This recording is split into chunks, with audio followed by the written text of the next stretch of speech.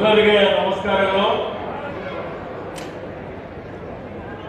ಈ ಜನಾಂದೋಲನ ಕಾರ್ಯಕ್ರಮದ ರೂವಾರಿಗಳು, ಪ್ರದೇಶ ಕಾಂಗ್ರೆಸ್ ಸಮಿತಿ ಅಧ್ಯಕ್ಷರು, ಉಪಮುಖ್ಯಮಂತ್ರಿಗಳು, ನಮ್ಮ ನಾಯಕರಾದ ಮಾನ್ಯ ಡಿ.ಕೆ. ಶಿವಕುಮಾರ್ ಜಿ ಅವರೇ, ವೇದಿಕೆ ಮೇಲೆ ಆಸೀನರಾದಂತ ಎಲ್ಲ ನನ್ನ ಆತ್ಮೀಯ ಸಚಿವ ಸಂಪುಟದ ಸಹೋದ್ಯೋಗಿಗಳೇ, ಶಾಸಕರೇ, ಜಿಲ್ಲಾ ಕಾಂಗ್ರೆಸ್ ಅಧ್ಯಕ್ಷರೇ, ಪದಾಧಿಕಾರಿಗಳೇ, ಈ ಕಾರ್ಯಕ್ರಮಗಳ ಆಗಮಿಸಿದಂತ ಎಲ್ಲ ಕಾಂಗ್ರೆಸ್ ಅಭಿಮಾನಿಗಳೇ, ಮಾಧ್ಯಮದ ಮಿತ್ರರೇ, ಬಂಧುಗಳೇ, ಈಗಾಗಲೇ ಬಹಳಷ್ಟು ನಾಯಕರುಗಳು ಮಾತನಾಡಿದ್ದಾರೆ.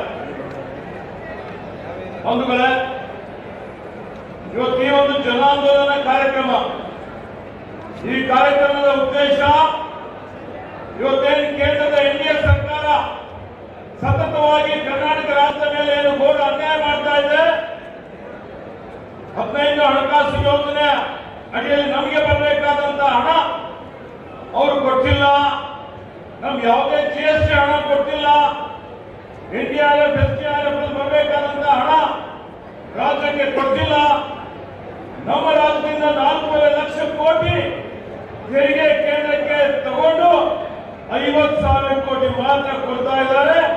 ಇದು ಜನರಿಗೆ ಜಾಗೃತಿ ಮೂಡಿಸಬೇಕು.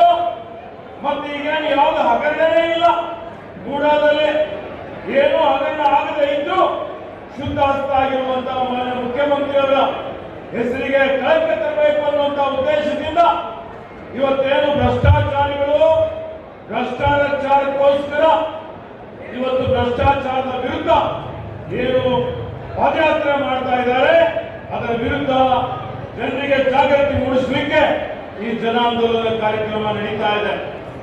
ಆತ್ಮೀಯ ಬಂಧುಗಳೇ, ಇವತ್ತು ರಾಜ್ಯದಲ್ಲಿ ನೀವು ನೋಡಿ, ಏನಾದರೂ ಭ್ರಷ್ಟಾಚಾರದ ಜನಕರು, ಈ ಬ್ರಹ್ಮಾಂಡ ಭ್ರಷ್ಟಾಚಾರ ಪ್ರಾರಂಭ ಆಗಿದ್ದೆ ಜೆಡಿಎಸ್ ಮತ್ತು ಬಿಜೆಪಿ ವತಿಯಿಂದ. 2008ರಲ್ಲಿ ಗಣಿ ಧನಿಗಳಿಗೆ ರಾಜಕೀಯದಲ್ಲಿ ಕರ್ತಂದು ರಾಜಕೀಯ ವ್ಯವಸ್ಥೆ ಹಾಳು ಮಾಡಿ ಇಡೀ ದೇಶದಲ್ಲಿ ಕರ್ನಾಟಕ ರಾಜ್ಯ ಬಿಜೆಪಿ ಕಾರ್ಯಕ್ರಮದಲ್ಲಿ ಭ್ರಷ್ಟಾಚಾರದಲ್ಲಿ ನಂಬರ್ 1 ಆಗಿದೆ ಅಂತ ಹೇಳಿ ಕುಖ್ಯಾತಿ ತಂದುಕೊಟ್ಟಂತದ್ದು ಯಾವುದಾದ್ರೂ ಇದ್ರೆ ಅದು ಜೆಡಿಎಸ್ ಮತ್ತು ಬಿಜೆಪಿ ಅಂತ ನಾವು ತಿಳ್ಕೊಳ್ಬೇಕಾಗ್ತದೆ.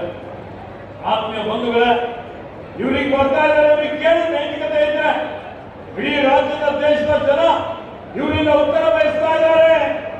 ಏನಂತ ಹೇಳಿದ್ರೆ, ಇವತ್ತು ನೋಡಿ, ಈ ರಾಜ್ಯದಲ್ಲಿ ಆಪರೇಷನ್ ಕಮಲ್ ಮಾಡಿ MLAಗಳಿಗೆ ಖರೀದಿ ಮಾಡಿ ಪ್ರಜಾಸತ್ತಾತ್ಮಕವಾಗಿ ಆಯ್ಕೆಯಾದಂತಹ ಸರ್ಕಾರವನ್ನು ಬೀಳಿಸಿ 106 ಕೋಟಿ ರೂಪಾಯಿ ಇವತ್ತು ಭ್ರಷ್ಟಾಚಾರ ಮಾಡಿದ್ರು. ಆ ಸಂದರ್ಭದಲ್ಲಿ ಇಡಿ ಬಂತ, IT ಬಂತ, ಏನಿವತ್ತು CBI ಬಂತ, ಏನು ಬಂದಿಲ್ಲ. ವಿಧಾನಸಭೆಯಲ್ಲೂ ಸದಸ್ಯರು ಹೇಳಿದ್ರು, ನಮ್ಗೆ 5 ಕೋಟಿ ಕೊಟ್ಟಿದ್ದಾರೆ, ನನ್ನ ಮನೆ ಇಕ್ಕಿದ್ದಾರೆ ಅಂತ ಹೇಳಿ ಬಹಿರಂಗ ಆಯ್ತು. ಆದರೂ ಯಾವುದೇ ಕೇಂದ್ರ ತನಿಖಾ ಸಂಸ್ಥೆ ಬಂದಿಲ್ಲ. ನೋಡಿ, ಇವರೇನು ಜನ ಸಾಯ್ತಾ ಇದ್ರು, ತತ್ತರಿಸಿ ಹೋಗಿದ್ರು ಕರೋನಾ ಕಾರ್ಯಕ್ರಮದಲ್ಲಿ. ಅಂತ ಸಂದರ್ಭದಲ್ಲಿನೂ ಇವರಿಗೆ ಬರೀ ಬ್ರಹ್ಮಾಂಡ ಲೂಟಿ ಭ್ರಷ್ಟಾಚಾರ. ಇವತ್ತು ಕರೋನಾದಲ್ಲಿ ಕಿಟ್ ಖರೀದಿ ಮಾಡಲಿಕ್ಕೆ, ಔಷಧಿ ಖರೀದಿ ಮಾಡಲಿಕ್ಕೆ, ಬೆಡ್ ಅಲ್ಲಿ ಕ್ವಾರಂಟೈನ್ ಮಾಡಲಿಕ್ಕೆ, ಎಲ್ಲದಕ್ಕೂ 1ಕ್ಕೆ 100 ಪಟ್ಟು ಹಣ ಇವತ್ತು ಲೂಟಿ ಹೊಡೆದು ಸಾವಿರಾರು ಕೋಟಿ ರೂಪಾಯಿ ಲೂಟಿ ಹೊಡೆದ್ರು. ನಾವೆಲ್ಲ ಆಂದೋಲನ ಮಾಡಿದ್ವಿ, ಅಧ್ಯಕ್ಷರು ಮತ್ತು ಸಿದ್ದರಾಮಯ್ಯ ಅವರ ನೇತೃತ್ವದಲ್ಲಿ. ಏನಾದರೂ ಮಾಡಿದ್ರ? ಇಡಿ ಬಂತ, CBI ಬಂತ, ಇವತ್ತು ಇನ್ಕಮ್ ಟ್ಯಾಕ್ಸ್ ಬಂತ. ಯಾವ ಮಟ್ಟಕ್ಕೆ ಹೋಗಿದ್ರು ಅಂತ ಹೇಳಿದ್ರೆ, ಯಾರು ಸತ್ತ ಹೆಣ್ಣುಗಳ ರಾಷ್ಟ್ರಗಳ ಮೇಲೆ ಲೂಟಿ ಹೊಡೆಯುತ್ತಾರೆ ಬಿಜೆಪಿ ಜೆಡಿಎಸ್ನವರು. ಇವತ್ತು ಆ ಸಂದರ್ಭದಲ್ಲಿ ಜನ ಸಾಯ್ತಾ ಇದ್ದಾಗ ರೆಮ್ಡೆಸಿವಿರ್ ಇಂಜೆಕ್ಷನ್ ಈ 2,000 ಇದ್ದು ಕಾಳಸಂತೆಯಲ್ಲಿ 30,000 ರೂಪಾಯಿಗೆ ಮಾರಾಟ ಮಾಡಿ ಲಕ್ಷಾಂತರ ಜನರಿಗೆ ಕೊಲೆ ಮಾಡಿದ್ರು. ಅವರು ಸಾವಿಗೆ ಕಾರ್ಯಕರ್ತರಾಗಿದ್ರು. ಇವರಿಗೆ ನೈತಿಕತೆ ಇದೆಯಾ?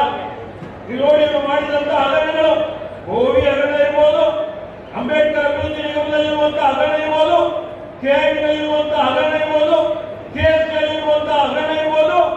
ಇವರು ಭೂ ಮಾಫಿಯಾ ಜೊತೆಯಲ್ಲಿ ಸೇರಿ ಇಡೀ ರಾಜ್ಯದ ನೈಸರ್ಗಿಕ ಸಂಪತ್ತನ್ನು ಲೂಟಿ ಮಾಡಿದಂತವರು. ಇವತ್ತು ಯಾರಿಗೂ ಬಿಟ್ಟವರಲ್ಲ ಇವರು. ಇವರ ಹತ್ರ ಇವರೆಲ್ಲ ವ್ಯಭಿಚಾರಿಗಳು, ಅನಾಚಾರಿಗಳು. ಇವತ್ತು ಇವರಿಗೆ ಅದರ ಲೆಕ್ಕನೇ ಇಲ್ಲ. ಯಾವ ಮುಖ ತೆಗೆದುಕೊಂಡು ಬರ್ತಾ ಇದ್ದಾರೆ. ಇವತ್ತು ನೀವು ಆಲೋಚನೆ ಮಾಡಿ ಕೇಂದ್ರದವರಿಗೆ ಕೇಳಬೇಕು. ಇವತ್ತು ಎನ್ಡಿಎ ಸರ್ಕಾರ ಬಿಜೆಪಿ ಅವರು ಜೆಡಿಎಸ್ ಉತ್ತರ ಕೊಡಬೇಕು. ಇವತ್ತು ಎಲೆಕ್ಟ್ರಲ್ ಬಾಂಡ್ ಏನಿತ್ತು 8,400 ಕೋಟಿ ರೂಪಾಯಿ ಹೊಡೆದು ಸುಪ್ರೀಂ ಕೋರ್ಟ್ ಚಾಟಿ ಬೀಸುವವರಿಗೆ ಬಿಡಕ್ಕೆಲ್ಲ ಅದಕ್ಕೆ ಸಮರ್ಥನೆ ಮಾಡ್ಕೊಂಡು ಬಂದರು. ಶೆಲ್ ಕಂಪನಿಗಳಿಂದ ಸಿಬಿಐ ಮತ್ತು ಇಡಿಗಳಿಗೆ ಕಳಿಸಿ ರೇಟ್ ಮಾಡಿ ಬ್ಲಾಕ್ ಮೇಲ್ ಮಾಡಿ ಲೂಟಿ ಹೊಡೆದಂತ ಹಣ ನಿಮ್ಗೆ ಏನ್ ನೈತಿಕತೆ ಇದೆಯಪ್ಪ ಹೇಳಿ. ನೀವು PNKS ಹಣ ಅದ್ರ ಬಗ್ಗೆ ಇವತ್ತು ದುರಂತ ಲೆಕ್ಕ ಇಲ್ಲ. ಇವತ್ತೇನು ರೈತರ ಸಾಲ ಮನ್ನಾ ಮಾಡಿದ 16 ಲಕ್ಷ ಕೋಟಿ ರೂಪಾಯಿ ಇವತ್ತು ಉದ್ಯೋಗಪತಿಗಳ ಸಾಲ ಮನ್ನಾ ಮಾಡಿ ಅದರಲ್ಲಿ ಲಕ್ಷಾಂತರ ಕೋಟಿ ರೂಪಾಯಿ ಲೂಟಿ ಹೊಡೆದಂತವರು ಜೆಡಿಎಸ್ ಬಿಜೆಪಿ ಅವರಿಗೆ ಒಬ್ಬರು ಸೇರ್ಕೊಂಡ್ಬಿಟ್ಟಿದ್ದಾರೆ. ಇವತ್ತು ಇವುದೇ ಸರ್ಕಾರ ಅನೈತಿಕವಾಗಿ ಬೀಳಿಸಿರಲ್ಲ.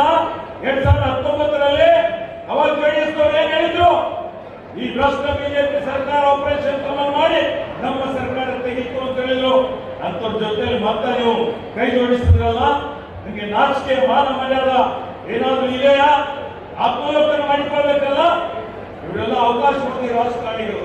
ಇವತ್ತು ನಮ್ಮ ಸರ್ಕಾರ ಇವತ್ತು ಸಿದ್ದರಾಮಯ್ಯ ನೇತೃತ್ವದಲ್ಲಿ DK ಶಿವಕುಮಾರ್ ನೇತೃತ್ವದಲ್ಲಿ ಅತ್ಯಂತ ಉತ್ತಮವಾದಂತ ಆಡಳಿತ ಕೊಡ್ತಾ ಇದ್ದೇವೆ. ಇವರಿಗೆ ಹೊಟ್ಟೆ ಕಿಚ್ಚಿದೆ, ಮೂಡಾದಲ್ಲಿ ಏನೂ ಇಲ್ಲ ಅಂತ ಅವ್ರಿಗೂ ಗೊತ್ತಿದೆ. ಸಿದ್ದರಾಮಯ್ಯ ಮುಖ್ಯಮಂತ್ರಿ ಆಗಿದ್ರು, ಆಗ ಅವ್ರ ಜವಾಬ್ದಾರಿ ಇದೆಯಾ? ಇವತ್ತು ಏನೂ ಇಲ್ಲದೆ ಇವತ್ತು ನಿಯಮ ಪ್ರಕಾರನೇ ಹಂಚಿಕೆಯಾದರೂ ಅದನ್ನು ವಿಶ್ವವನ್ನಾಗಿಟ್ಕೊಂಡು ಸರ್ಕಾರ ದುರ್ಬಲ ಮಾಡಬೇಕು. ಇವತ್ತೇನು ಒಳ್ಳೆ ಆಡಳಿತ ಕೊಡ್ತಾ ಇದ್ದೀವಿ, ಉಡಮೇಲು ಮಾಡಬೇಕು ಅಂತ ಹೊರಟಿದ್ದಾರೆ. ಅವರಿಗೆ ಪ್ರಶ್ನೆಗಳು ಕೇಳಿ ಅವರಿಗೆ ತಕ್ಕ ಪಾಠ ಕಲಿಸುವಂತಹ ಸಮಯ ಬಂದಿದೆ. ಅದಕ್ಕೆ ಆತ್ಮೀಯ ಬಂಧುಗಳೇ, ಬರುವಂತಹ ದಿನಮಾನಗಳಲ್ಲಿ ನಮ್ಮ ಸರ್ಕಾರನು ಯಾರ್ಯಾರು ಭ್ರಷ್ಟಾಚಾರದಲ್ಲಿ ತೊಡಗಿದ್ದಾರೆ ಅವರೆಲ್ಲರ ಬಗ್ಗೆ ತನಿಖೆ ಮಾಡಿಸಿ ಅವ್ರ ಮೇಲೆ ಕ್ರಮ ಜರುಗಿಸ್ತೀವಿ. ಮತ್ತೆ ಈ ವಿಷಯದ ಬಗ್ಗೆನೂ ಈಗಾಗಲೇ ಏಕ ಸದಸ್ಯ ಇವತ್ತೊಂದು ಆಯೋಗ ಹೈಕೋರ್ಟ್ ನಿವೃತ್ತರಾದಂತಹ ನ್ಯಾಯಾಧೀಶರ ಅಧ್ಯಕ್ಷತೆಯಲ್ಲಿ ಮಾಡಿದ್ದಿದೆ. ಅದರ ವರದಿನೂ ಬರಲಿಕ್ಕೆ ಬಿಡ್ತಾ ಇಲ್ಲ. ನೋಡಿ, ಸುಳ್ಳೇ ಇವತ್ತು 100 ಸಲ ಹೇಳ್ತಾರೆ, ಸತ್ಯ ಅನ್ನುವಂತ ರೀತಿಯಲ್ಲಿ ಬಿಂಬಿಸ್ತಾರೆ. ಗೋಬೆಸ್ ಹೇಳಿ ಸತ್ಯ ಸತ್ಯನೇ ಆಗ್ತದೆ. ಹಾಲು ನೀರು ಬೇರೆ ಹಾಲು ನೀರು ಏನು ಅಂತೇಳಿ ಜನರಿಗೆ ಗೊತ್ತಾಗ್ತದೆ. ಇವರ ನಿಜವಾದಂತಹ ಬಣ್ಣ ಬಯಲಾಗ್ತಾ ಇದೆ. ಅದಕ್ಕೆ ನನ್ನೊಂದು ಅಪೀಲ್ ಏನಪ್ಪಾ ಅಂತ ಹೇಳಿದ್ರೆ, ಬರುವ ಈ ಚನ್ನಪಟ್ಟಣ ವಿಧಾನಸಭೆ ಉಪಚುನಾವಣೆಯಲ್ಲಿ ಬಿಜೆಪಿ ಜೆಡಿಎಸ್ ಅಭ್ಯರ್ಥಿಯನ್ನು ಪುರಸಭೆ ಕಿತ್ತಾಕಿ ಕಾಂಗ್ರೆಸ್ ಪಕ್ಷದ ಅಭ್ಯರ್ಥಿಗೆ ಗೆಲ್ಲಿಸಿ ನಮ್ಮ ನಾಯಕರಿಗೆ ಕೈ ಬಲಪಡಿಸಿ ಇವತ್ತು ಆ ಬಿಜೆಪಿ ಜೆಡಿಎಸ್ ತಕ್ಕ ಪಾಠ ಕಲಿಸಬೇಕು ಅಂತ ಹೇಳಿ ನನ್ನ ಮಾತು ಮುಗಿಸ್ತಾನೆ. ಜೈ ಹಿಂದ್, ಜೈ ಕರ್ನಾಟಕ, ಜೈ ಕಾಂಗ್ರೆಸ್. ನಮ್ಮೆಲ್ಲರೂ ಕುರಿತು ಮಾತಾಡಿದ ಮಂತ್ರಿಗಳಾದ ಎಸ್ ಖಂಡ್ರೆ ಅವರಿಗೆ ಧನ್ಯವಾದಗಳು. ಈಗ ತಾನೇ ಆಗಮಿಸಿದ ಬಳವಳ್ಳಿ ಶಾಸಕರಾದ ನರೇಂದ್ರ ಸ್ವಾಮಿ ಅವರಿಗೆ ಸ್ವಾಗತ ಮಾಡ್ತಾರೆ. ಹಾಗೆ ಆನೇಕಲ್ ಶಾಸಕರಾದ ಶಿವಣ್ಣ ಅವರು ಸ್ವಾಗತ ಮಾಡ್ತಾರೆ. ಹಾಗೆ MLC ನಾಗರಾಜ್ ಯಾದವ್ ಅವರು ಕೂಡ ಸ್ವಾಗತ ಮಾಡ್ತಾರೆ. ಈಗ